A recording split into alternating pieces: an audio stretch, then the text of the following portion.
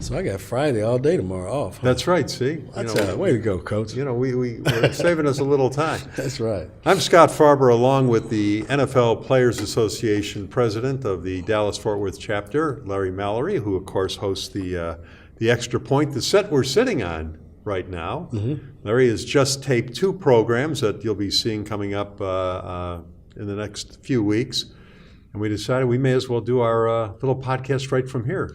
Save us the taping from tomorrow. That's true, and it was a team. It was actually a team effort because Adam and Cindy agreed. So. That's right. So we did good. And if you notice, we're both sitting with our glasses in our hand. We haven't put them on our head yet. That's right. And of course, Larry, a former NFL player, and a friend of mine. And that's right. Most important thing, I always like to put that in because still as a fan, out of all the things you've done and accomplished in your life, to me, the NFL player, that's still the coolest thing.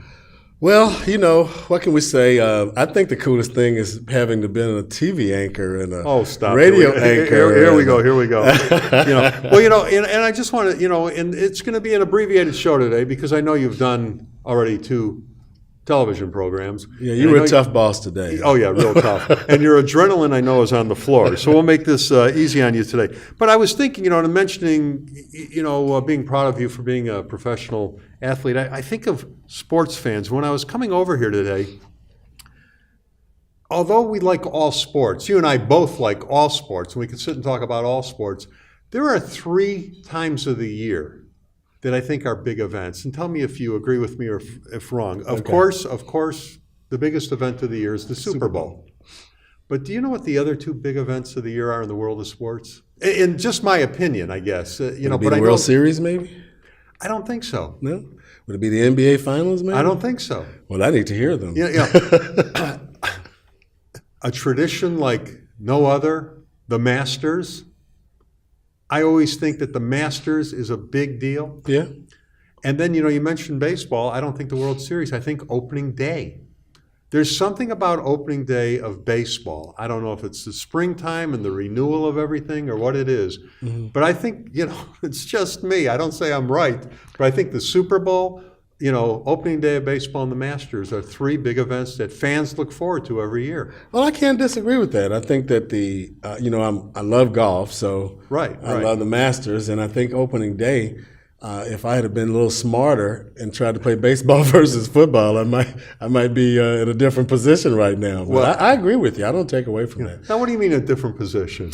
Well, at the end of the day, retired baseball players, they have a better pension plan than the retired NFL players. The NBA has a better pension plan, and you play a little longer, in baseball. But you only have to play 1 game, I think, to get a pension. So right. That's pretty neat. That's pretty neat. Yeah, that is pretty neat. And another thing too, that we didn't mention at all is the Stanley Cup. And I love hockey. Love my Chicago Blackhawks. Well, that's true, and especially if from that part of the country. Right. I don't know if the Dallas Stars gets the same kind of audience as the Blackhawks will. They don't, but when I go to a Stars game, I get angry when it's not sold out because I think a city of Dallas should support that team where it's a sellout every game. Yeah, I just think it's important. A city this size that we should be able to embrace, all the pro sports that are here. Totally agree. I don't go to a lot of hockey games, but I don't know if I come out of 100-degree weather and then go into a cold arena, you might have to take your coat with you to the hockey game. You have to. It's freezing in there. Well, they're ice skating. So the ice has to be cold. But anyway, it's just one of those things I was thinking of. That was a brilliant kind of discussion there, I'll tell you. January, on a more somber note, is CTE Awareness Month. Yes. And that's they're finding it doesn't only affect football players, it's affecting a lot of different people in a lot of different, walks of life. And you're going to receive an award at the end of this month. Tell us a little bit about that. Well, during last year's Super Bowl, which was in Houston, Texas, I believe, and I went down to that Super Bowl and I held a press conference with some of the mothers that have lost their children in high school to head trauma and had been diagnosed with CTE. They had cutouts of each of the children that are no longer with us, And I actually supported the flag before 14 strategy that these mothers had. Right. And what it says is that you shouldn't possibly participate in heavy head trauma sports like tackle football before you're 14 years old, because at least 14 years old you're moving into some type of brain stability. Right. And it might be a better situation for you than trying to play when you're young. So Right. I support those mothers. They'll be coming here to Dallas for the CTE month, and we plan on. I appreciate the award they're giving me. I'm not sure if I'm the only one that deserves an award. Right, But I didn't start playing football early in my life. My mother actually started me, around 14, 15. And so it's Right. something that I can understand as it relates to just the physicality of the game. Right, right. And it's something that I think might be positive and an advantage for young people. Well, CTE is changing the ways a lot of people think, and hopefully as research goes on, they can make it not as bad of an issue as it is. Yeah, exactly. Bring these concussions down and everything. Especially with, a disease that can only be diagnosed after you die. Right. Hopefully the research and technology will get some type of test or some type of process that it can be diagnosed earlier than the casket. Right. All right, let's go on to the football now. Is there trouble in New England? Personally, I don't believe there's trouble in New England. I think New England is putting up a green screen for people to sort of move that direction. I don't think a team that has had that type of discipline, that type of success, that type of foresight as it relates to players, they've sent players to other teams that were still doing good for them. Right. So that's a team that you don't see disruptions on the sideline. You don't see internal but stuff. If you lose a big piece of that organization, and I'm talking about the coach, Belichick, if he leaves, does that organization rock and roll still like it is, or is that going to be a change? I think obviously it'll be a change because he's not there. As I shared with you earlier, he was my first special teams coach in the pros. Right. He's a very meticulous person, even in his limited roles of being a special team coach. He does the same type of analysis as a head coach. I think that the impact of that type of discipline, that type of leadership, will be on that team for a long time. I think the challenge might be if people like Patricia, who's the offensive defensive coordinator, the other offensive, those young guys that are offensive and defensive coordinators that are touching those players on a regular basis, reinforcing the discipline from the top and being successful with that model, I don't think that it's going to leave the organization, even if Belichick leaves. I think that's an ingrained discipline for that company. Who's more important to the organization, Belichick or Brady? I think Belichick would be the most important to the organization. Obviously, Brady holds a role that's not been held by many quarterbacks in the history of the league, being able to play that long and even longer. I think he wants to play until he's 45.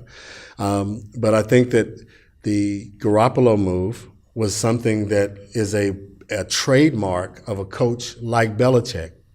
Belichick prepares people to move into the roles. And not saying that Brady is any less effective, but at the end of the day, there is a shelf life for everything, be it a NFL quarterback or anything else. Is Brady going to last till 45? I mean, being realistic. Well, it seems as though Kraft, the owner, is in love with the way he plays.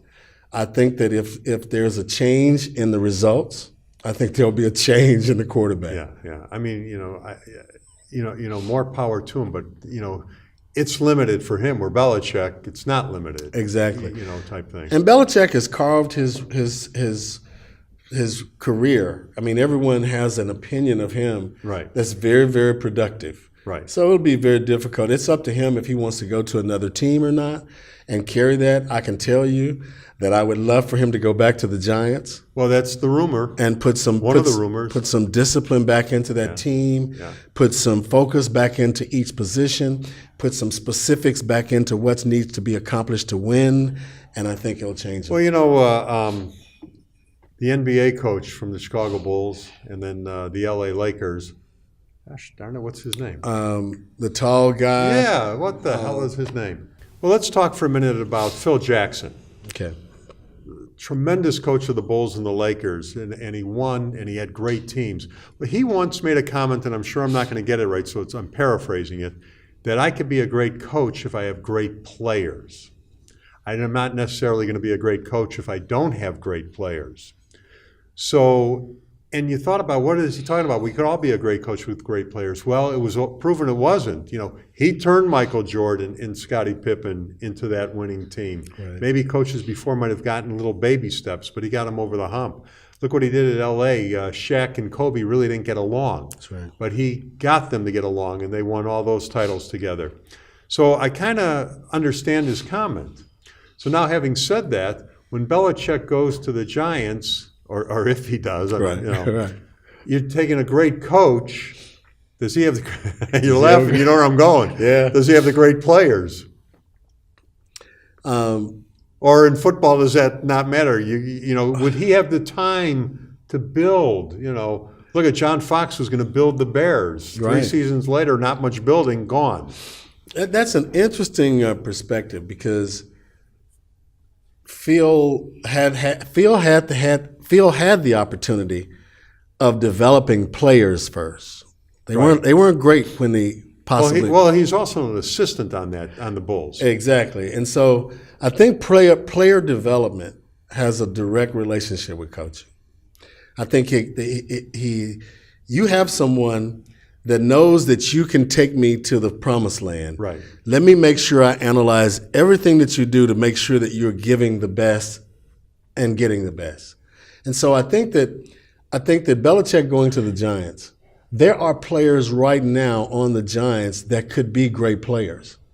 But I think that the atmosphere on that team, the locker room on that team, all of the elements that creates a responsible relationship between two players, not coaches. Right. Right? I will look after you. I'll do my job. I'll follow up on my assignments. I'll give my 110%. When you get that type of relationship going between the players, it's a little easier for a coach to become great. Right. And I think that there are great players right now on the New York Giants that needs the type of leader that will tear down all of the unrequired circumstances and put in relevant circumstances that at least helps us to win. How long would it take him? Are you thinking a year, 2 years, 3 years? I think he's taking, if he goes to the Giants, Right. he's taking over, honestly, a seasoned team.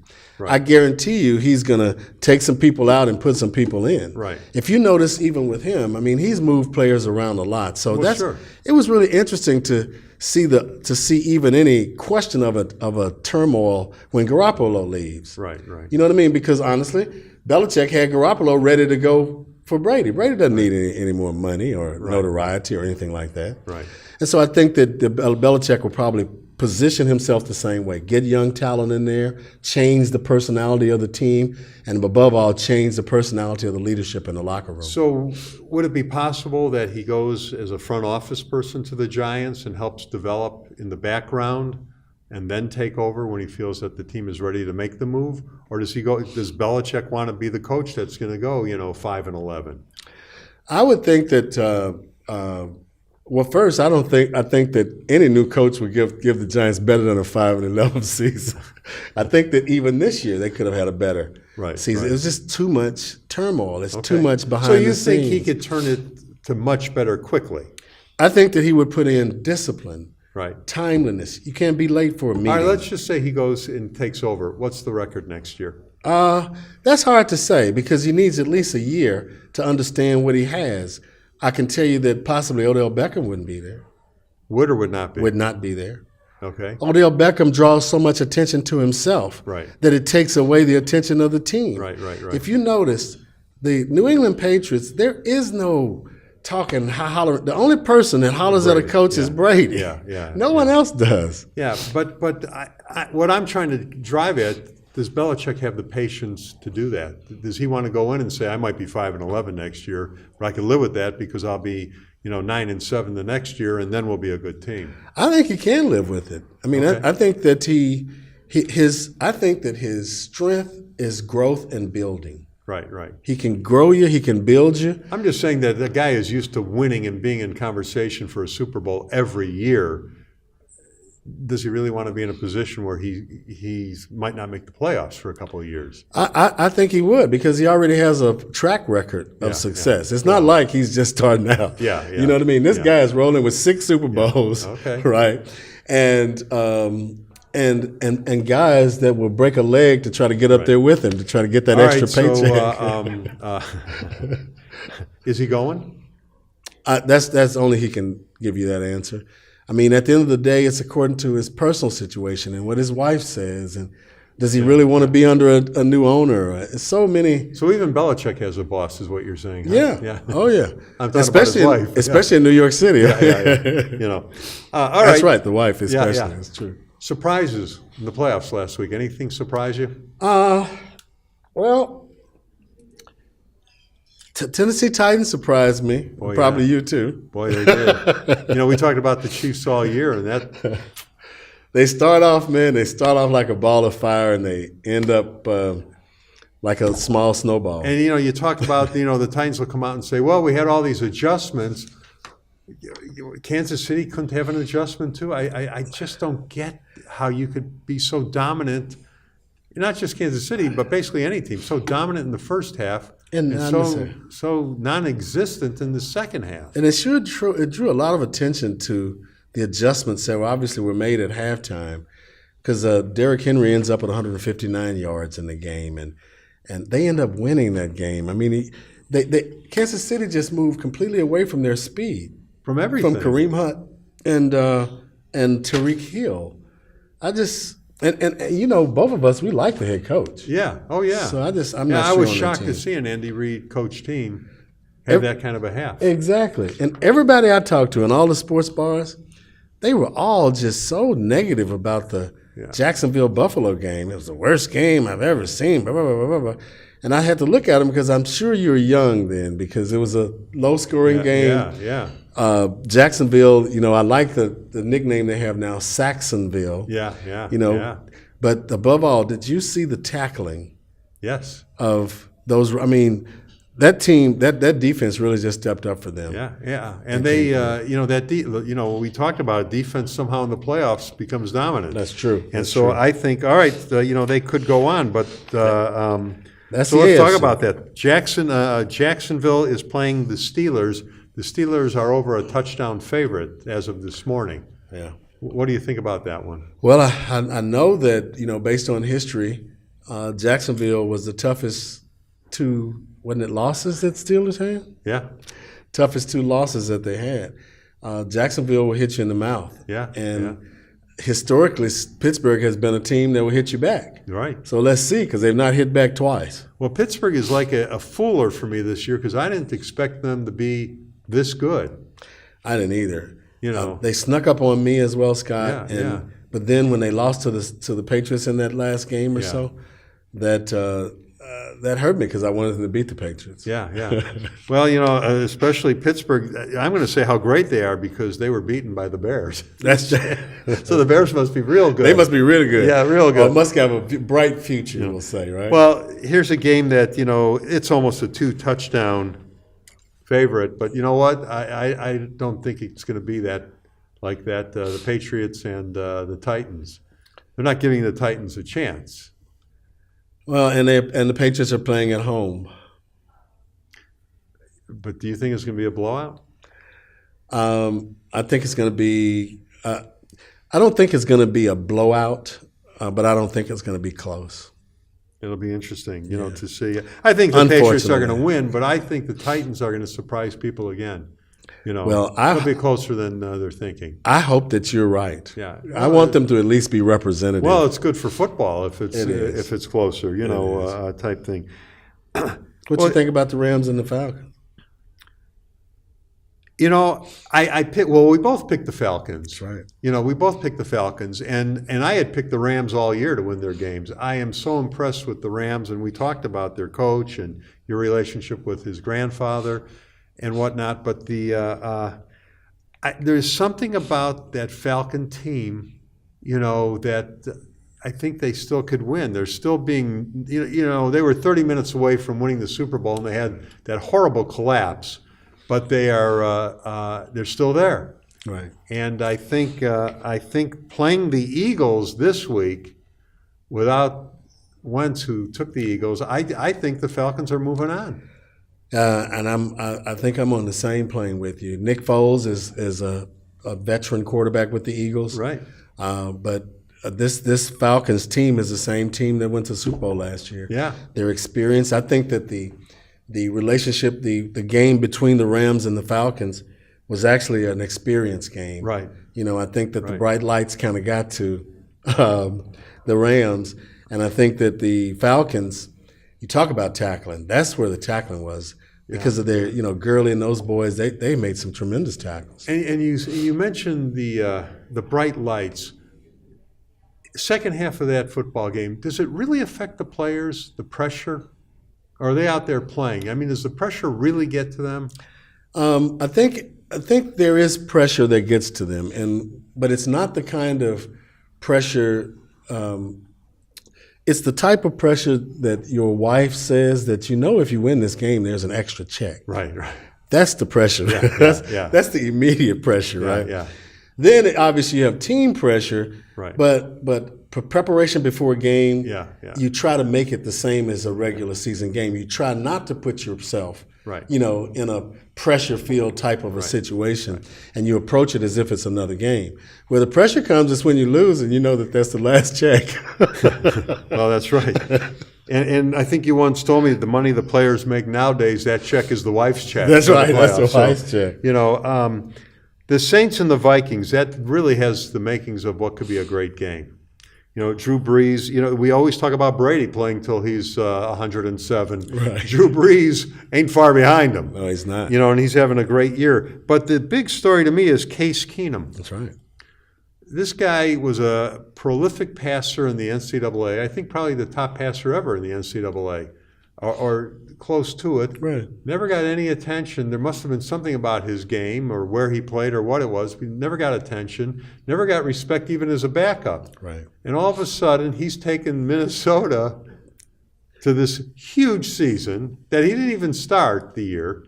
And he has put this team on his shoulders. And you talk about pressure, I think he's handled it well.